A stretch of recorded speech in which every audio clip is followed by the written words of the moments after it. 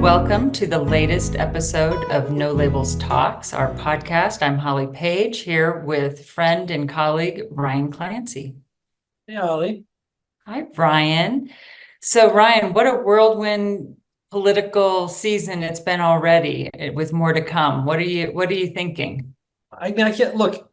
If you just think back to a month ago, the amount that has just transpired in this last month, going back to, well, a month and a half, President Biden's disastrous debate, he gets out of the race, the attempt on former President Trump's life, in comes Vice President Harris, and now a race that, a month ago seemed Trump's to lose is very much a toss-up. It's really unbelievable. If I was watching this in a movie, I would turn it off because it'd be so ridiculous. Yes, like if you put this to a Hollywood producer, they'd be like, "That's too unrealistic. That'll never happen." Exactly. But I'm out here in beautiful Aspen, Colorado right now and talking to a lot of people, as you and I will discuss in a minute, about what's next for No Labels and how we're continuing our push to give rise to problem solver leadership for our nation. But, I just, even though people are a little relieved that President Biden has taken himself out, I think people are still very concerned that regardless of how November shakes out, not a lot of confidence that some of the serious challenges facing our nation and in fact our world are actually going to be dealt with in a meaningful way, because of course the structure and system of our politics right now really doesn't reward and emphasize solving the problem. Yeah, well, look, I mean, I have an op-ed out today in the Hill about this, about like foreign policy. In an instant, this could become the most important issue in the campaign. Mm-hmm. We could have war in the Middle East, unfortunately, the way things are looking, and yet there's no discussion at all about this in the campaigns. And not only is there not really any discussion, I think, both the VP picks, Harris and Walz, they have signaled an expectation among the base of both parties that there's going to be a major shift. Like after Harris picked Walz, you heard all these celebrations from the anti-Israel left suggesting, hey, this is a signature moment. This is going to be a break in Democratic policy. In the same way, after Walz was picked, you had a lot of the isolationist right thinking, okay, in a future Trump administration, we're going to walk away from Ukraine. All right, well, if we're going to do either of those things, that is a huge deal. And what's either going to happen, like if you take Harris, for example, one of two things is going to happen. She is either going to pursue the biggest change in Democratic foreign policy in 75 years, or she is going to enrage the left of the party because they don't think she is sufficiently putting enough distance between us and Israel. They'll start looking at her the same way they look at President Biden. And I think right now that tension has not been addressed. Like, which way are we going? Are we breaking from Israel? Are we walking away from Ukraine? Neither candidate is really giving us clarity on Exactly. so much. I think that if there was a subtitle to this phase of this presidential election, it would be, he said, she didn't say. Yeah. We just haven't heard anything really from her, and he can't control himself. So it doesn't bode well for those of us who are very concerned about all of the forces trying to disrupt, peace and prosperity and democracy, really. Well, given all this uncertainty that we're facing here in the months ahead, I mean, that really is something we think about, obviously, all the time at No Labels as we think about our strategy. Because the one thing we've learned is you can have a strategy and then things change and you got to pivot. I mean, your North Star doesn't pivot. We know what we're here to do. We're trying to give a voice to the common sense majority and create space for, problem solving. But how you do that necessarily has to change. I mean, look, we were talking about this before the call, but if you think about the problem solvers caucus we built, And I remember there was a point in time where the vision we had is we just need to keep growing the numbers of this caucus. It was 30, then it was 60, and let's make it 100. And then it dawned on us, having a much bigger but less cohesive group doesn't really get you that much. You'd be a lot better off if you could just get 10 people that were rock solid and always stuck together on everything. In a divided Congress, that could make all the difference. And so these are the things we are always trying to weigh as we think about what is the best way we can break through this cycle we're stuck in as a country. Absolutely. I've often said that our opposition has a lot of things that we don't have. But the one thing that we have that they don't have is the ability to be nimble, to innovate, to fail fast, see if something isn't working, change it. And just to our kind of no labels followers and members, we are deep in the process of coming back at it with a whole nother strategy that is a hard one from all of the experiences we've had since 2009. And I think our community is going to be very excited as that gets unveiled, probably after the election at some point. Yeah, well, I mean, you talked about that word innovation. That's something that is really welcome in every facet of American society. It's who we are as a country. We're the people who invent all the new things, except in politics. Washington is the place where innovation goes to die. No labels learned the hard way. We thought we had a new idea with this unity ticket presidential concept, and the powers that be did not like that idea. They responded accordingly. You were told that you were never going to work in Washington again by a certain unnamed person and high in the Democratic Party. But this is what happens when you question the way it is and suggest maybe there's a way to do it better. Exactly. So I also want to just take a little victory lap for us here with the tremendous leadership of our podcast producer, Marianne Martini, and the whole crew at No Labels. We've actually grown a little tiny bit of an audience for this thing, so we're very proud of that. And with that comes esteemed guests who will give their name and their time to speak with our community. And I think you had a good one. You had a great interview with our guest on this podcast.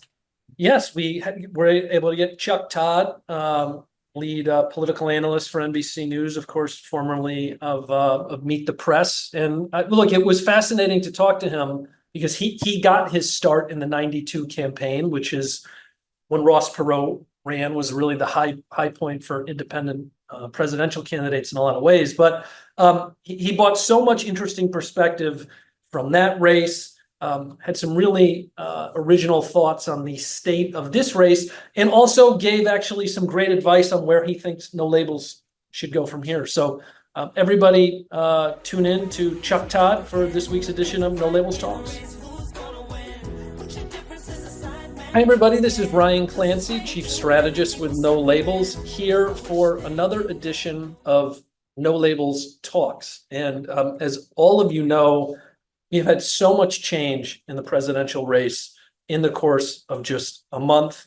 Not just the state of the race, we have totally different candidates than we thought we were going to have a month ago. And to help us make sense of this, we have somebody on today who I'm sure a lot of you are familiar with.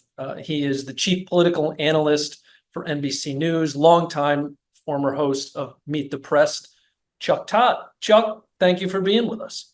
Thank you, Ryan. I'm impressed that you have combined podcasts with live callers. Like, this is sort of the 21st century version. I'm a little scared of the live callers, but it's like podcast meets C-SPAN here. It's impressive. There's no rules in this new media universe. No, there are not, are there? There is.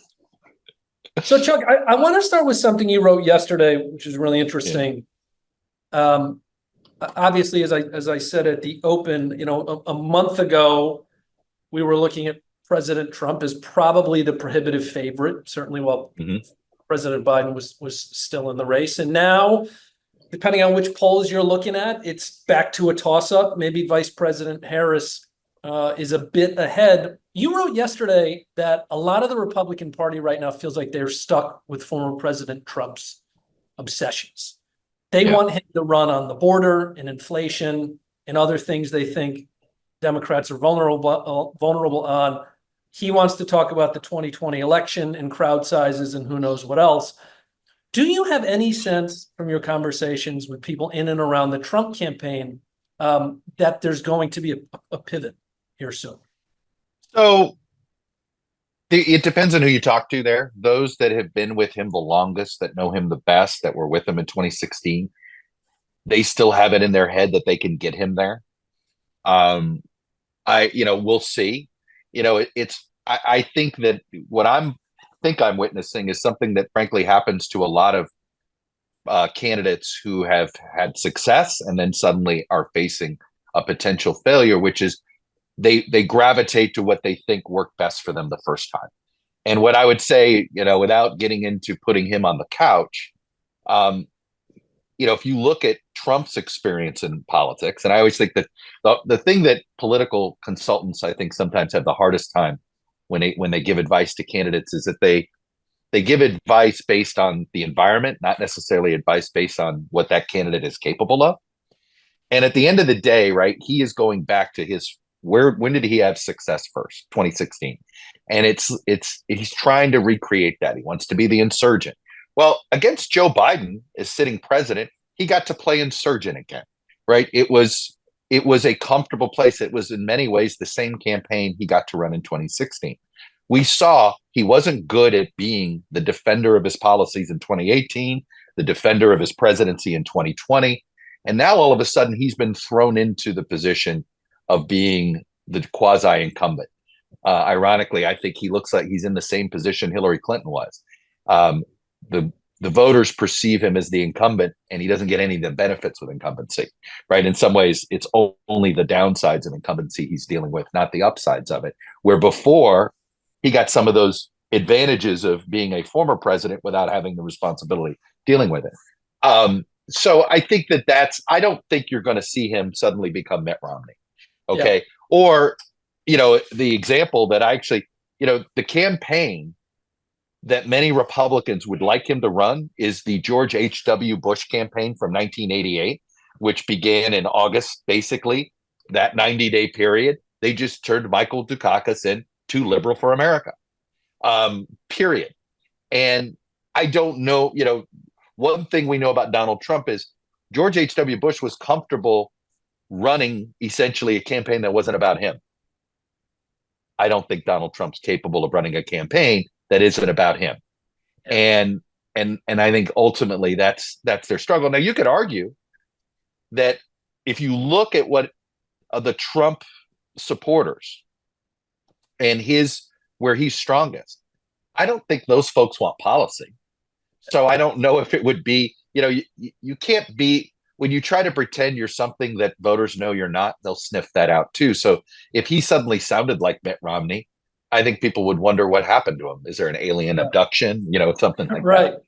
Though, Chuck, it's interesting you talk about that 88 campaign, which was just a sprint to make Michael Dukakis look far too liberal. Trump is not yet running that campaign, though there are some Republicans who are. If you look at David McCormick in Pennsylvania, I think you saw that ad. He just showed a 5-second clip of Bob Casey saying something nice about Kamala Harris, and then a minute and a half of what he perceived as, he's hoping voters will perceive as her being for really liberal things. Mm-hmm. Yeah. No, and I think that's what they want to do. It's funny, Ryan.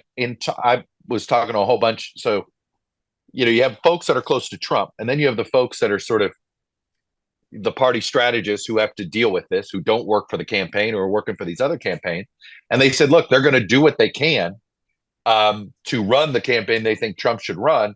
But the problem is in a presidential year, it's the presidential campaigns that make the weather, right? It's very hard to beat up that metaphor. It's very hard to run your own race outside the presidential, especially in a battleground state, right? A presidential battleground. Maybe you can pull it off if you're, say, Nella Domenici in New Mexico or Sherrod Brown in Ohio, but it's really difficult when you're, because take David McCormick, and Pat Toomey didn't have to show up every time Donald Trump showed up in Pennsylvania in 2016 and he won re-election and he never had to. David McCormick doesn't have that luxury, right? So as much as he may want to make it, hey, essentially, I think he wants to run the check on Harris campaign. If Trump sniffed out that he was doing that, Trump would just, would get probably publicly angry at him for doing it, and it would hurt him with Republican voters. So I do think you're seeing that messaging, right? They're trying, particularly against the ones that are running against sitting senators. But it's difficult, I think, to fully prosecute if you don't have the support of your presidential candidate. Chuck, well, where do you really think we are at this moment in time? About 2.5 months out. You had sort of described the boost that Harris has had in the polling is largely being a function of wayward Democrats coming home. Yep. So people who were not happy with Joe Biden atop the ticket, suddenly they have a choice they like. But where right now are independent and swing voters, particularly in the swing states? Are they still up for grabs, or are we starting to see some movement one way or the other there yet? Well, look, one of the things that I would warn folks watching is, not all polls are created equal. And there's a lot of polls that are letting party ID float. And what do I mean by that? The sort of the partisan balance within a sample. And you can look, whenever one party is on the upswing, there's an enthusiastic moment. If you let party ID swing in your own survey work, you could take what is a small uptick and it could look like a much larger one. So if you look at the polling that is kept, where the pollsters have tried to keep party ID to where they assume it will be, say, on election day, what you really see is she got the Democrats back, and there's still the last slice, essentially the Republicans that don't like Trump, the hard independents. If you wanted to look at it as sort of, I think if you want to pick out different demographic groups, it's college educated white men, it's non-college educated white women, it's men under 45, right? That's what I've seen the most that are still sitting in this sort of undecided land. But when you see what she's, Cornel West and Jill Stein have collapsed, and that tells you that she's gotten sort of the Democrats of color who weren't fans of Biden. You see some youth vote enthusiasm coming back up. How many of the young voters show up? That's always a question mark, but that certainly has benefited her. So to me, that swing voter that's sort of sitting in the middle, that sort of, I think the center left is mostly consolidated with the Democrats. I'd say it's that center right voter, right? Larry Hogan, Liz Cheney, that person. Chuck, what is your expectation based on people now, maybe who you're talking to in and around the Harris campaign, on what it is exactly she's going to run on? There's some things we know. She's going to run on protecting women's right to choose. She's going to run on protecting democracy from Trump. But a lot of the other issues are not well defined. We've gotten some signals from her campaign that the campaign is walking away from a lot of the positions she embraced in 2020 around immigration and energy and several other things. And we got a little taste of this today. She was out with something saying she's going to fight price gouging, particularly as it relates to food. And she's supposed to come out with an economic platform later this month, or this week. What do you expect to be the defining issues she's going to run on here over the next couple of months? Look, I think the most specific is going to continue to be reproductive rights, and that will be more front and center than it was with Joe Biden. And that has to do, I think, more with Biden's discomfort with the issue, 40 years of what he thought was good politics on that issue. And then in the last 2 years, it wasn't, and he just wasn't comfortable with that. So I anticipate that, but I think she's going to try to be as vague as possible, that she wants to be a bit of a Rorschach. I think back to, I remember the Gore campaign getting frustrated that George W. Bush wouldn't put out specifics, and you'd see the McCain campaign put out more specifics than the Obama campaign. And sadly, we now know the more specific you are, the more target friendly you become to, and you can suddenly be. I think she desperately doesn't want this election to be about her, right? She wants it to be about Trump. So I think you're going to see. I give him credit. I think "we're not going back" sort of campaign motto is a pretty brilliant Rorschach, right? For some people, it may be going back is about abortion rights. For some, it may be on tax policy. For some, it just may be about Donald Trump. But I think this is going to be very intentional. It's why I think she's setting herself up, if she wins, to, I think, have a very rocky presidency. Sometimes when you're this vague going in, and you sort of come in with, you can really sort of have some rocky starts. But I do think she's going to try to avoid too many specifics. And I think they can get away with it because it's a short campaign. There's an irony here. Had Joe Biden walked away a year ago and she had to go through a primary, I think she's still the nominee, but she's taking up probably a lot more liberal stances than she's had to do. Our primary system, and I'm going to get it, something that probably the folks that are tuning into this will be amening. Our primary system really punishes anybody that doesn't sort of stake out, in this case, it's the MAGA right or the progressive left. And if you can avoid it's amazing to me. You can tell the candidates that have gotten away with avoiding primaries, whether they're in Senate races or gubernatorial races, versus the ones that have had to go through brutal primaries. If you have to go through a brutal primary, you have to stake out positions that are usually unpopular to the center. And I think she really wants to try to avoid that, and she might be able to get away with it because this is such a short campaign. Do you expect, though, that, look, there has been quite a bit of criticism of the media for not being more insistent in putting her on the spot and asking her questions. Now, look, the Harris campaign has said, hey, we got a lot to do. We had to pick a VP. We had the convention. If shortly after the convention, she has not started to do town halls, press conferences, one-on-one interviews, do you expect the media to up the pressure? I'd like to think we have a little bit, but you're right. This is, by the way, I'm going to go off on a bit of a tangent here. The worst thing to happen was the destruction of the Commission on Presidential Debates for this one reason right now. Yeah.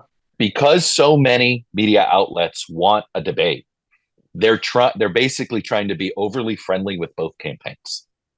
Okay? Well, what do you think that means? Right? It's suddenly, don't interrupt it, don't blow up your chances. And look, I'm not involved in any of the debate negotiations for my parent company. I don't want to, but you're putting the journalists at these media organizations in a tough spot, with the executives having, wanting this, what they think is this great prize.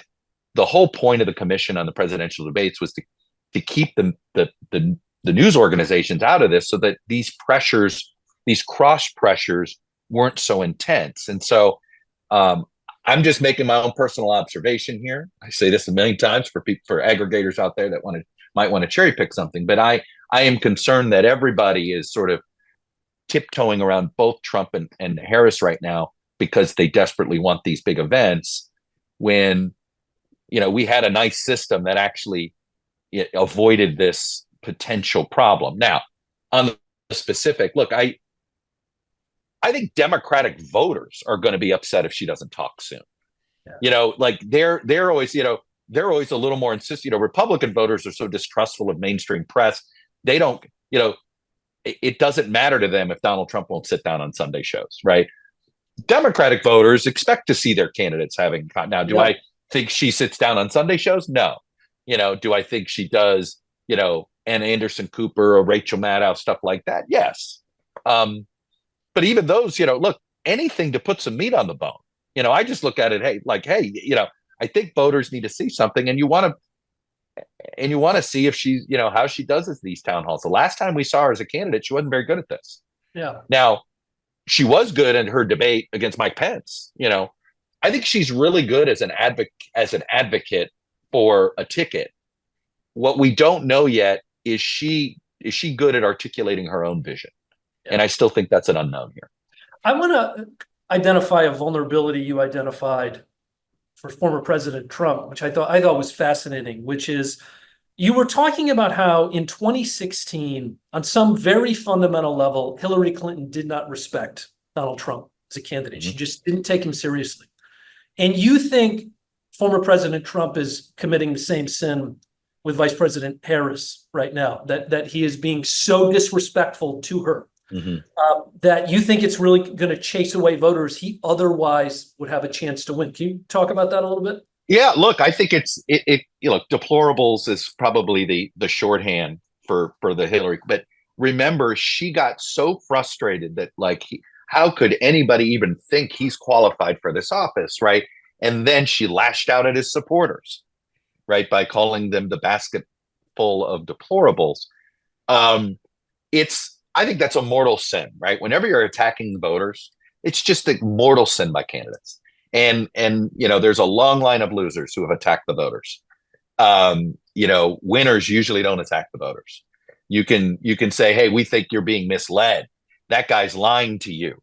But don't blame the voter, right? Blame somebody else if you're going to go after them. So and that's where, in this disrespect of her, he certainly never, he thought Hillary Clinton was formidable.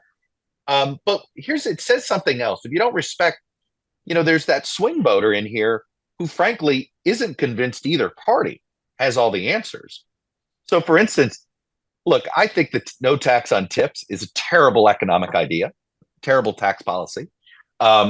Frankly, I think creates loopholes for corruption, all sorts of things. But by her stealing one of his ideas, and then he sits there all day, look, she's taking my ideas. What do you think swing voters are hearing? Oh, maybe she's going to be open-minded. Maybe she's, Joe Biden, hey, his policies on China, I agree with. I'm going to carry them on. I think when you're speaking to those swing voters, they want to know that, hey, there's some ideas you will, these folks by definition don't think one party has all the answers. So I think he's falling into the same. I keep thinking that, sometimes politics is pretty simple and we try to overcomplicate it, right? New versus old, past versus future. Donald Trump was new, Hillary Clinton was old. Now, Donald Trump's in the role of old, Kamala Harris is in the role of new. It might be that simple.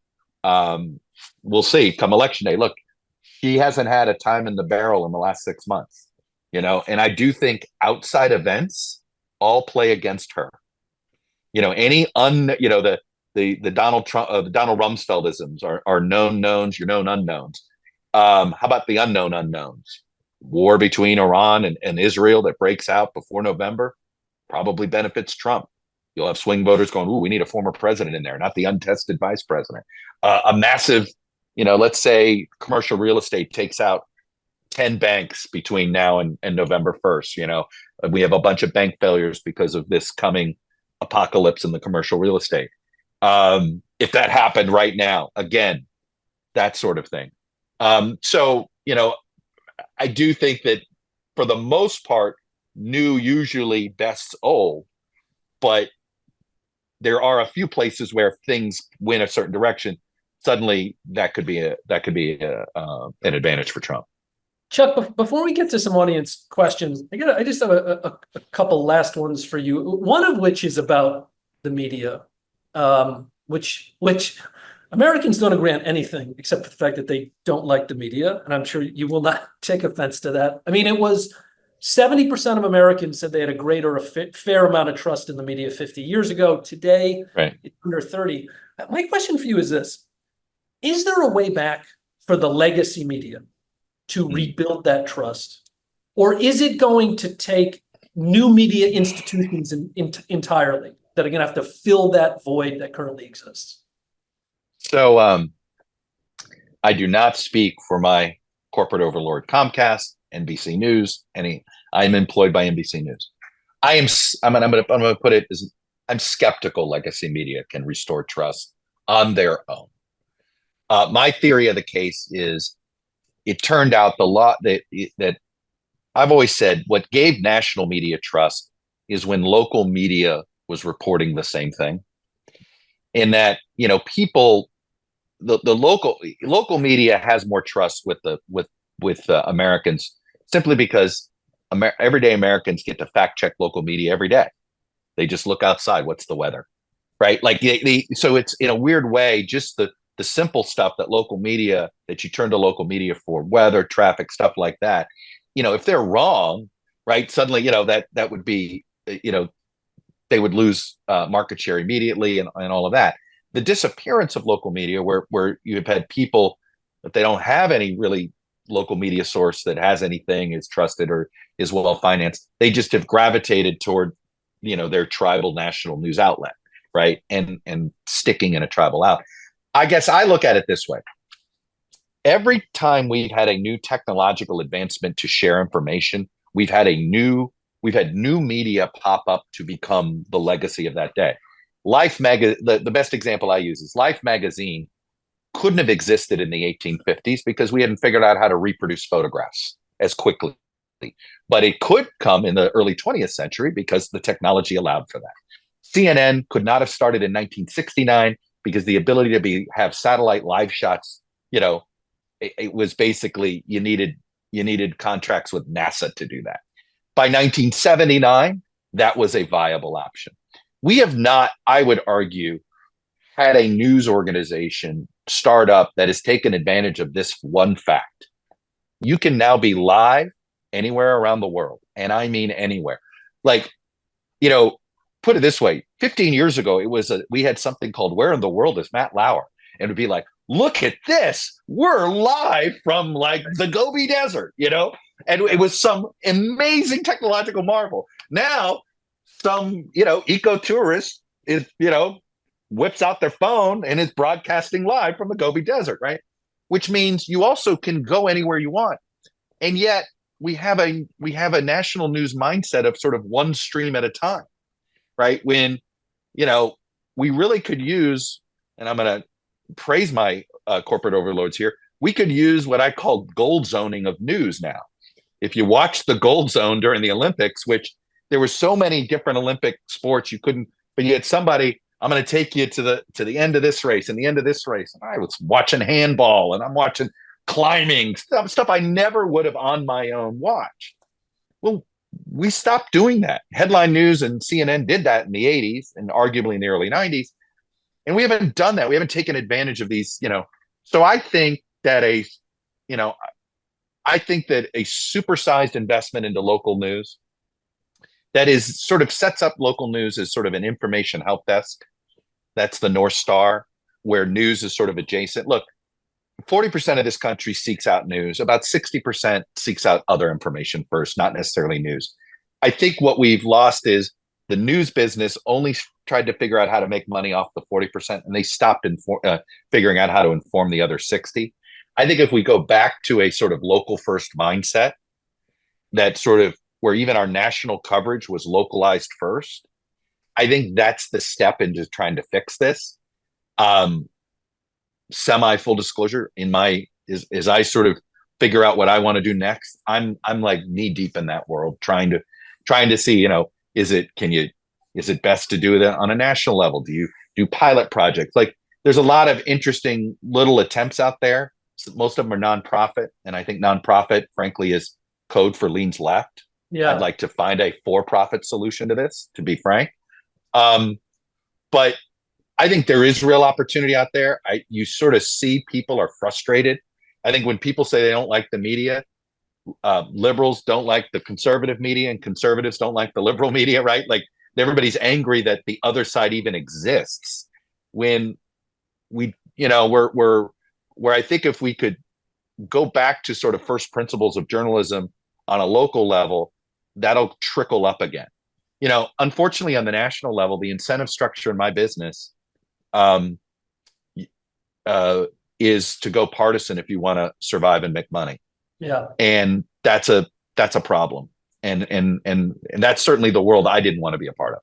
Chuck, this gets to my last question, and then we're going to open it up to the audience. Speaking of opportunities in markets where there's a lot of frustration, you got your start in the 92 campaign, which of course was the high point for an independent presidential candidate, Ross Perot. You gave us at No Labels a pretty fair hearing when we started this out, and you put your priors on the table. You said, I am unusually open to this. You had a real kind of spot in your heart for that, given the 92 campaign. We couldn't get a candidate, as you know. What do you think it is going to take to create an actual opening for either another party or a national candidate that can really challenge the two major party incumbents? Well, I guess if you want to look at it historically, right, we've had the three most successful independent presidential campaigns. I guess I'm curious if you agree with this. We'll just look at the 20th century, where Ross Perot, George Wallace, and Teddy Roosevelt. What do all three of those men have in common? They had a following before they ever got there, right? They had their own. They had an identity. Two of them had political identities. One had a business identity. Perot had money. The other two had access to money because of their. So it is, the question is, do you believe? By the way, the most successful third party in American history is the Republican Party, which is, I'm a believer in the following things. I think we'll always be a two-party system. Do I wish we were a four-party system? Yes, I do. Okay. Both parties too big for their coalitions. Yes. But that's not the world. We're I don't envision us ever changing from that per se, because we'd actually have to change a lot of ballot rules. Yeah. Right. If we're just, well, even if you tried to go the French route, right? The four-party, sort of embracing the four-party system with runoffs. Well, you'd have to change, right? You'd have to create that system. You'd have to have some form of either top two or ranked choice voting in all 50 states. That's not realistic.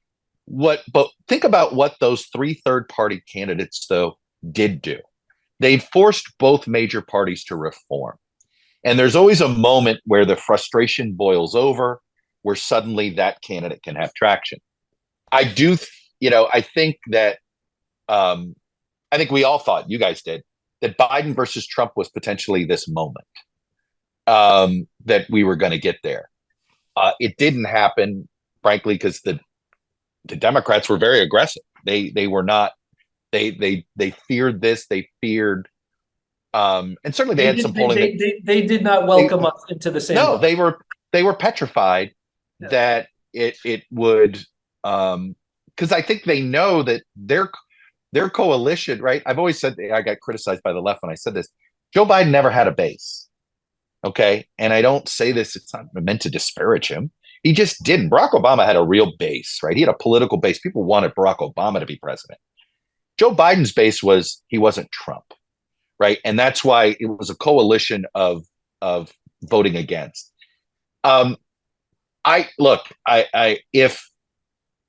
I think we're headed for a series of one-term. If you look at the ingredients that gave us the rise of the Republican Party in the 1850s and gave us Lincoln in 1860, I'm obsessed with that period between Andrew Jackson and Abraham Lincoln. We had 7 presidents in 28 years.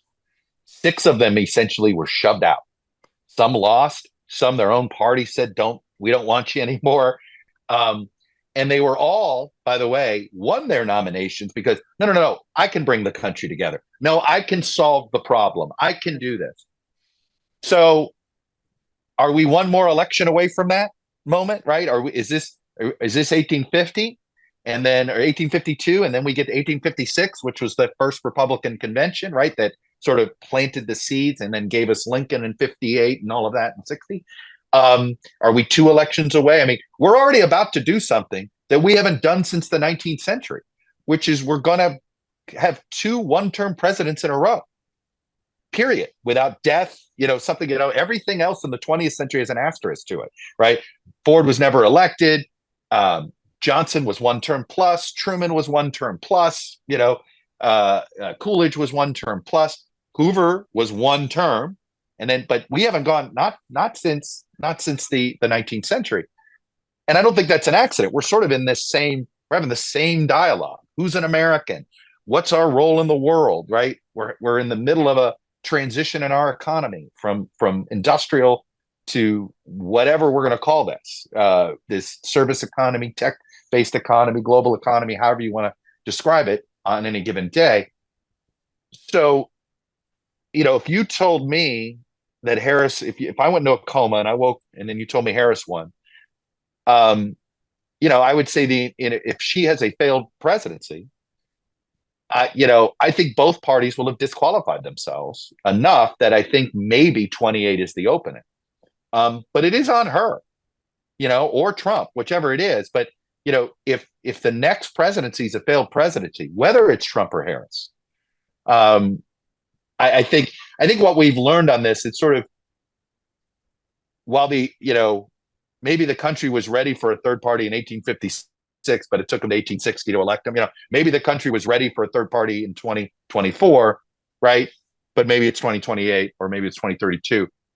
I think if we continue down this road of voting against, where we feel like we're voting against a president, I think then the window will be there. But I also believe it's either a party that replaces one of the two parties, or it's like what Perot did, where it sobered up, right? It turned the Democrats into a fiscally responsible. I mean, the Democrats were never a deficit-oriented party, and arguably they still have a little bit of that in them, where there's pay-go things. There's still enough Democrats that believe in deficit reduction. And that only happened, Bill Clinton only started talking about that after Ross Perot. And then Republicans with trade policy, right? Yeah.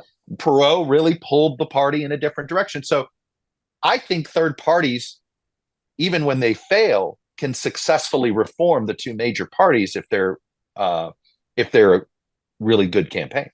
Yeah. Well, I mean, your point about the public's diminishing appetite for this, like that old Herb Stein quote, if something can't go on forever, it will stop. They won't put up with this forever. We'd like, but don't forget, is it Churchill that said it, right? We exhaust every other option first. Yes, until we do the right thing. Yes. Going to get to some questions. Before I do, one thing I want to just tell our audience about, you're going to start to hear about this a lot more. Chuck has talked about this. No Labels shares a concern about the post-election period and how or if we're going to be able to come back together as a country. That's why we're hosting the One Nation Conference in DC on December 12th. Going to be bringing together a lot of our House and Senate leaders who we hope can kind of help the center hold in this country. If any of you are interested in attending, please email sam@nolabels.org. There'll be a lot more to come on this. But let's get to questions. Yeah, Chuck, I really liked your comment about new beats old. Sounds very obvious, but you put it in good context. It really captures the last couple elections in particular. So for this group, No Labels should be able to portray itself as the ultimate new thing. How does a No Labels ticket leverage that new beats old concept? So, it's interesting. I think and this is where, and I don't want to bait Ryan here, but it all depends on whether you believe No Labels is centrist or No Labels is independent. And I don't think centrism and being independent are not always the same thing. And not everybody thinks bipartisan is good, right? That just because you have a little bit of the left and a little bit of the right. Now, I happen to believe that if you look at the history of American government, our incremental progress has always been bipartisan. Our biggest mistakes have always been partisan, right? Anytime there's been laws that we've had to repeal or get rid of, it's when sort of one party got too much power and then suddenly we're pulling back. I've thought about this. I wonder if it's hard to be I've always said it's really hard to be a radical moderate, because by definition, if you're a moderate, you're not radical, right? You're open-minded to like, well, I understand your point on security over here, or I understand your point on openness over there. So it is hard to, so I, whether this is fair or not, I think No Labels needs a strong personality to be representative of it. Yeah. It's why I was such an advocate of a retired member of the military, because I think the most credible Americans that can come across as apolitical, or as at least willing to sort of not have is somebody, like if you told me, like I always thought Bill McRaven could say, and there's I think a variety of reasons why he couldn't run. And I think some of it was personal, but let's say it was Bill McRaven and he could say, look, I've been in the military for 32 years. I want to secure the border. I don't know if the Republicans are right or the Democrats are right, but this is how I'm going to create a system to make this decision. This is going to be the end result. I can't tell you how I'm going to get there, but I do think that that's why I go back and want people to go back and think about the three most successful independent presidential candidacies we ever saw. They had strong personalities leading them. I think you have to have a strong face. And unfortunately that you will get defined by that person, but if it's the right person, it's a good person to be defined by. No Labels had a conversation between Senator Manchin and John Huntsman. Mm-hmm. And I'll tell you something, that was just two guys who maybe disagreed on different points of view, but they did it as gentlemen, and it was like the perfect example of what No Labels had to offer. And yet when I talked to friends, they came from a scarcity basis of oh, that's very nice, but they'll never win. It's going to make Trump win, or it's going to make Biden win. And it's like the American public was not ready for what we see or saw as something perfect. And then we saw the way the far right and the far left sabotaged our situation, including what I think were mafioso type of behavior by the Democrats. We have our new Unity conference coming up. What do you think we should do? Well, look, I think that you need more. Well, there's different ways to look at this. I think number one, you've got to change the primary rules in as many places as possible to open up primaries. Right now, the closed primary system, the fact that independents can't vote in certain primaries. I have the luxury of living in the state of Virginia, where there is no you don't register by party, and you can decide which primary to vote in. You can't vote in both primaries in the same election, but you get to pick in any different election, and for a voter like me, I love it. Whenever there's a competitive primary, I jump in. So I think that the work, in order to sort of, in some ways, right, we have to change all the incentive structures. Well, you got to change voter incentive structures. And right now, why are the parties fighting you guys so hard? Because the hardcore progressives, which we've now found out represent about 6% of America, the hardcore MAGA world, which may represent about 8% of America, has 60% control over their primary systems, right? And if you bring more people into the system, we saw it. Look, ranked choice voting got a more center-left mayor of New York City and got a more center-right senator in Alaska. Rather than allowing the primary system to have decided things, you'd have had a super progressive mayor of New York City in the old system of that work. So I think that's number one. I think I would probably, I still think you need to get people used, I would love to see this. I've gone to Angus King about this. I've said it to Joe Manchin. Angus King is the independent senator who caucuses with Democrats from Maine. He got elected governor twice as an independent. I said, if 6 senators pledged, and I can name them right now: Lisa Murkowski, Susan Collins, Joe Manchin, I'll throw in Kirsten Sinema for now, Mitt Romney. They pledged to basically go with the party that promised, they could decide which party had the majority of the Senate if they sort of acted as their own independent centrist caucus. And they vowed to sort of vote as a block like that in order to decide which party gets to organize the Senate. I think you could make a huge, you could potentially make a huge difference. Because as much as I said, the path to success for no labels as a presidential option is very personality based, right? It really is candidate dependent. If you want sort of more of this moderation that, frankly, I think some of us are desperate for, that we go back to incrementalism, we go back to, I think the worst thing that happened with the judiciary, is that the U.S. Senate lowered the threshold to 50 votes, right? I actually would have done the reverse. 60 votes? How about we go 75? I happen to think our judiciary it should take 75 votes in the Senate to get it. Why do I say that? Because you want true referees. You want somebody that will pass litmus tests on both sides of the aisle. And if you go to 75, you're going to get that kind of thing, and you create a different type of judiciary. Truly one that is I would argue, a balls and strikes judiciary. Now we've created the House of Representatives inside the judiciary with 50 votes only. I talked to somebody who was part of the Bush Justice Department, Bush White House counsel's office back in the first decade. He said, if we had 50 votes instead of 60 back then, we'd have John Roberts never would have been nominated for the Supreme Court. And arguably, John Roberts is like the one guy that's trying to at least keep the court from veering too far in one direction. But they saw John Roberts as somebody who could get votes, could get 60 votes. So I kind of think we have to sort of reform some of our political infrastructure in order for this movement, in order for your movement to succeed. If you just focus on the presidential, your failure or success is almost based solely on personality.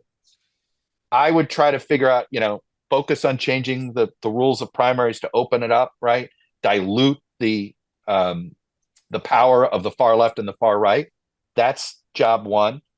But there are other ways to do it inside of Washington, finding a caucus of sort of no labels caucus that is more than just promises to get together and have meetings, but actually decides, is it Mitch McConnell or Chuck Schumer?